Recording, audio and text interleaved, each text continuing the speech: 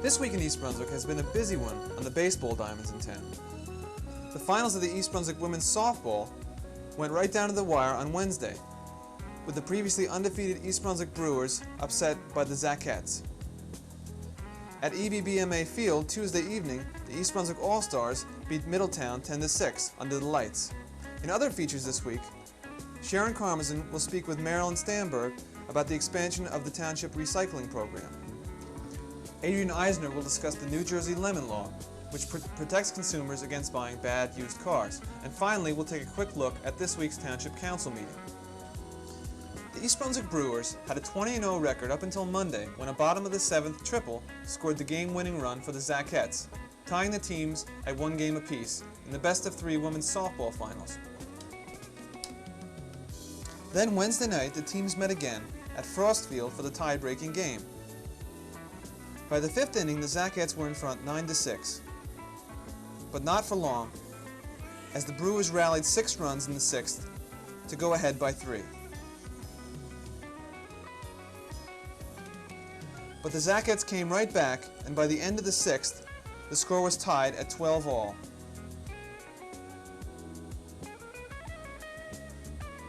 A scoreless 7th sent the game into overtime. Again, the Brewers were held scoreless in the 8th. But the Zackettes came up with a line shot past first base. The ball eluded the outfielder, and a double became the game-winning home run. Congratulations to the Zackettes. We'll look forward to some more good softball from both teams next year. Tuesday night, the East Brunswick Baseball Managers Association sent their best 9-year-olds to bat against a team of 9-year-old All-Stars from Middletown as part of an open baseball tournament which they've sponsored this summer. The East Brunswick All-Stars were selected from all the 9-year-olders on the EBBMA teams. The game was played under the lights, but by the end of it, it was a little dark for our camera. We did get the final score though. East Brunswick defeated Middletown soundly by a score of 10-6. Now let's watch a little of the action.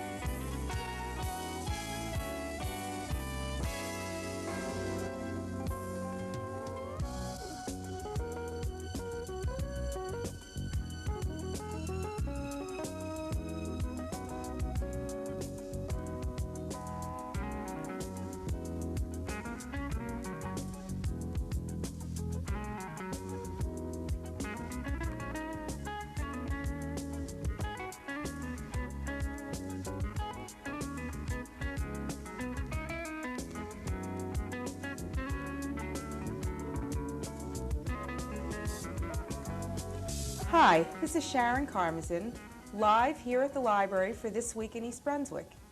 My guest today is Sharon M Stamberg, who wears a number of hats working for the East Brunswick Township government.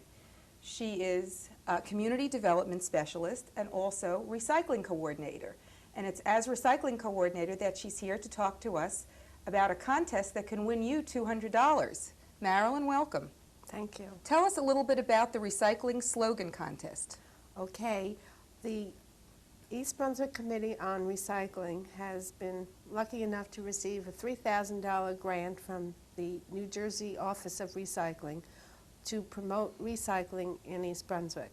It is a publicity grant.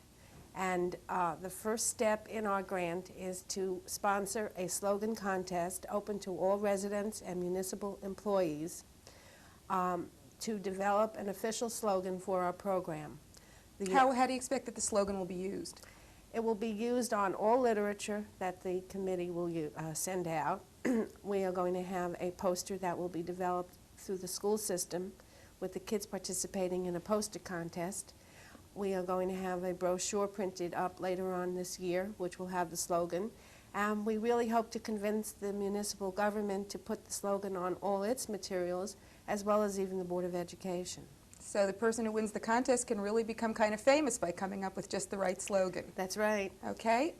What is the theme of the slogan, basically? The theme basically will be determined by the individual who's creative enough to select, to develop the winning slogan. But it should just center on recycling in general and the benefits of recycling. No, yes to that, but more specifically to recycling in East Brunswick. Mm-hmm. Recycling is something that many people today are aware of, many more than previous years. And we would like to have a slogan that's unique for East Brunswick so that all residents, when they see that slogan, identify it not only with recycling, but with East Brunswick. So in thinking about your slogan, you should not only think about recycling, but about recycling right here in town. Yes. Okay, and where should slogans be sent? To me, the official address would be the Recycling Coordinator, 1 Gene Walling Civic Center, East Brunswick, 08816. And what's the deadline for that? August 31st. By August 31st. And Yes. when will the judges be making their decision? Between the beginning of September, and the winner will be announced on September 21st. Okay, so people should it'll give you something nice to do over the summer. Think about a good recycling slogan and maybe win a prize. We are very anxious to have as many people enter because the more entries, the better the quality should be, and we're very anxious to have the best slogan we can possibly generate. That's terrific. Can you tell us a little bit about what the recycling program is doing right now? Yes. We have had a drop-off center at the community beach for many years. Prior to even the recycling committee's existence, the Environmental Commission began that center, and the township has been managing it for many years. And what kinds of things can people bring there? They collect newspapers, glass, clear, brown, and green glass, and aluminum. And do people have to separate those things when they bring them over? Yes, it's really important that people who care about recycling try to do it as requested. Newspapers should be bundled, and glass should be separated, rings and caps removed and rinsed out so that there's no food residue. Makes it easier so that, rats and other varmin don't, varmin? They're varmints, those vermin. It makes it easy to maintain. And the aluminum should be aluminum and not a bimetal, because the markets for each metal are different, and therefore we only want to accept aluminum. Makes our processing it to the market that we sell it to easier, makes maintenance easier. Mm-hmm. Are there only special hours that people can bring things? No, 24 hours a day, every day. Oh, that's terrific, so they can come anytime they want. That's right. But the committee encouraged the township, and the administration supported it. We now will have a new recycling drop-off center by the Transportation Center International Market on Route 18. So people can bring their recyclables on the way to work. Right. It should be very convenient, and we're hoping to generate even more material to be recycled because we will now have a more convenient area for other people. The community beach was at one end of town, and so this is going to bring it closer to many other residents.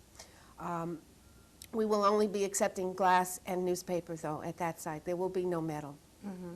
Can you tell us a little bit about the tonnage rebate program that the town is involved in? Because I understand that the town stands to gain quite a lot of money in additional revenue from it. Yes. The state has made recycling a very important thing statewide. They have been charging a tax at the landfills that when they've accumulated quite a lot of money, I really don't know the exact amount, that is going towards paying for grant programs. One of the grant programs is the publicity grant that we were able to get. Another program would be for operating support money to communities for recycling programs. And the third one is the tonnage rebate program. And that's based upon how much tonnage is recycled by specific materials in each community. And then after they have all the communities reporting with their documentation, they then take the dollars allotted to the tonnage rebate program and divide it up among all the communities by ton, and we get back a rebate. This year, for 1982, East Brunswick will be receiving more than $20,000 back. So it's really a sizable amount of money in addition to the other benefits of recycling. Absolutely.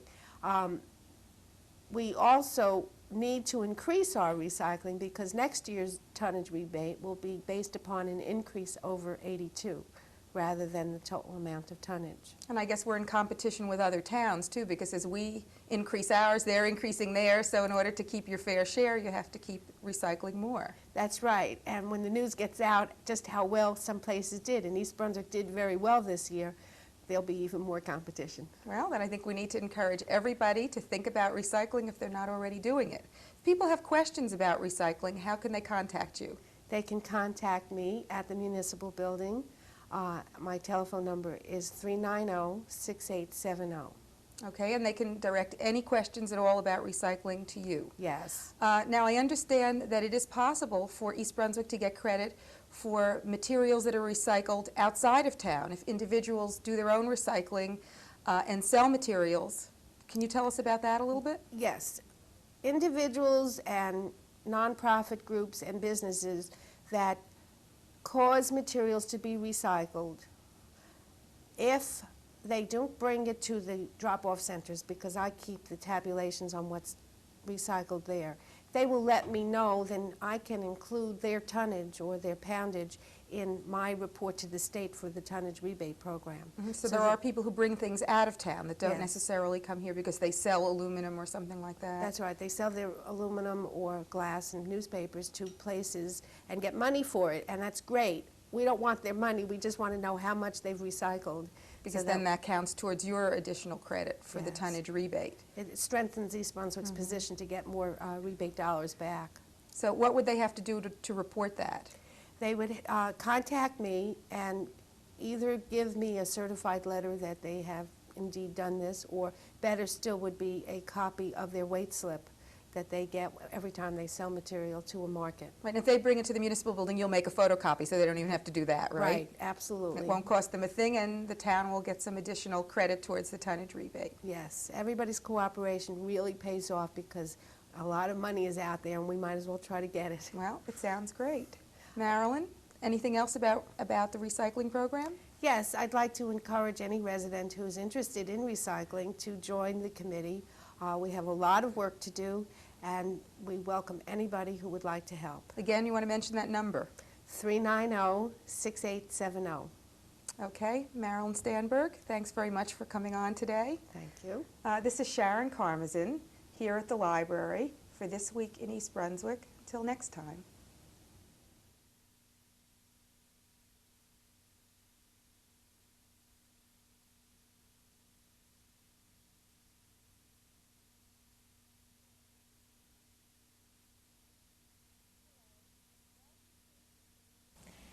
Hello, welcome to Consumer Aware.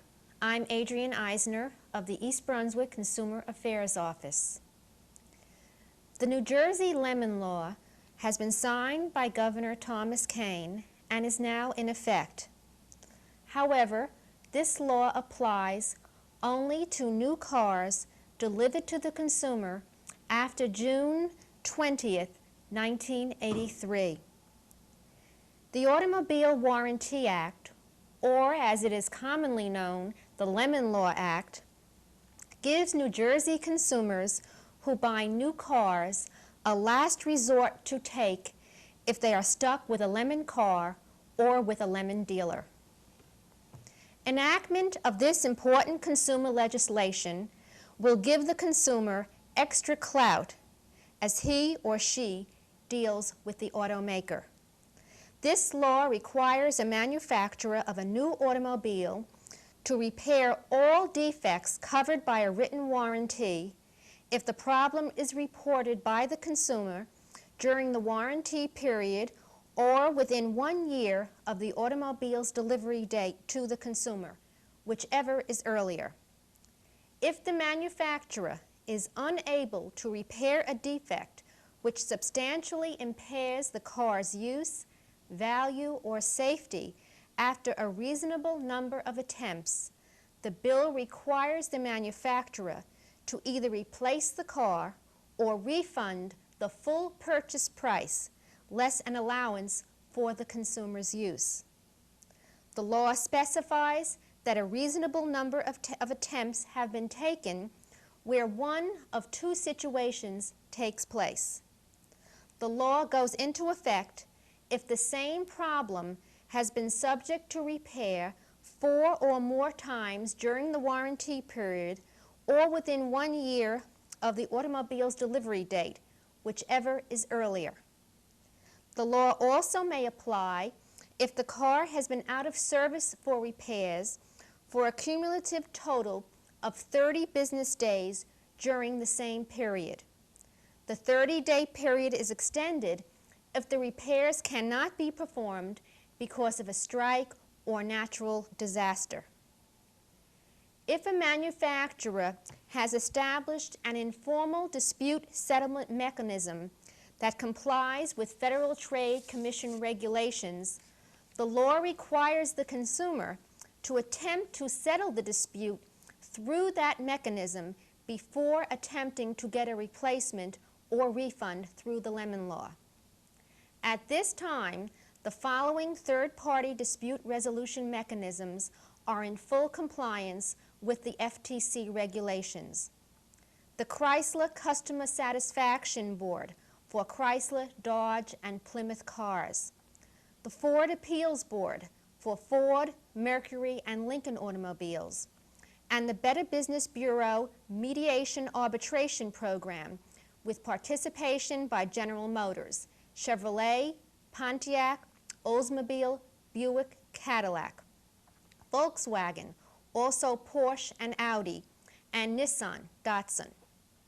The law's provisions requiring a replacement or a refund would apply to these automakers only if the consumer is dissatisfied with the third-party decision, or if the dealer neglects to promptly fulfill the terms of the third-party decision. No qualified third-party dispute resolution process exists at present for cars manufactured by firms other than those which I have mentioned, such as American Motors Corporation and 16 auto importers. In disputes with manufacturers without such a mechanism, a civil remedy may be pursued directly. To best take advantage of the protection of this strong law, consumers are advised to state clearly in writing any problem with the car, using your own words without attempting to diagnose the problem. Be sure to get a copy of a written document describing the car's defect, dated and prepared by the auto dealer or manufacturer on the first day it is brought in for service. Take the time to read the warranty carefully to see what is covered and for how long. Keep records of all car maintenance to prove, if necessary, that the defect was not caused by the consumer's abuse or neglect. And very important, do not permit modification or alteration of the car by anyone other than the manufacturer or its dealer if you want the protection of this law to apply. To obtain a replacement order or refund under the Lemon Law, the consumer must bring legal action himself against the manufacturer.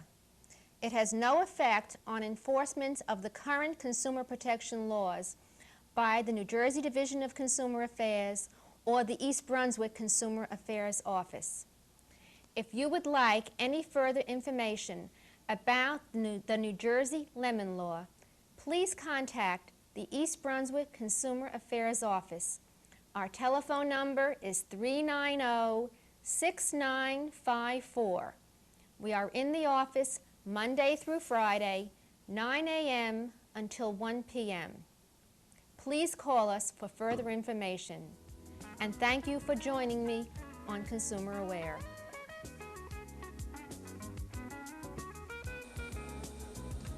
At this week's Township Council meeting, a bonding ordinance was passed authorizing $3.5 million to be lent to the East Brunswick Sewerage Authority for construction of a sewer system in the town green area.